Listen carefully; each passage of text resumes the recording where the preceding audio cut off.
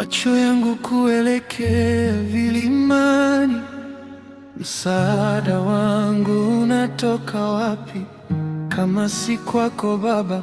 Katika utulivu wa moyo wangu leo, naja mbele za madhabahu yako kwa unyenyekevu, nikitafuta uso wako, si mikono yako tu. Kama paa atamanivyo maji ya mto, ndivyo nafsi yangu inavyokutamani. Katika sauti ya chini na ya utulivu, ninangoja neno lako Bwana. Utakatifu wako ujae mahali hapa.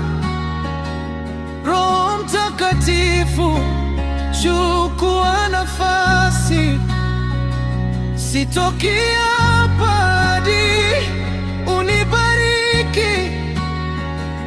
Sauti ya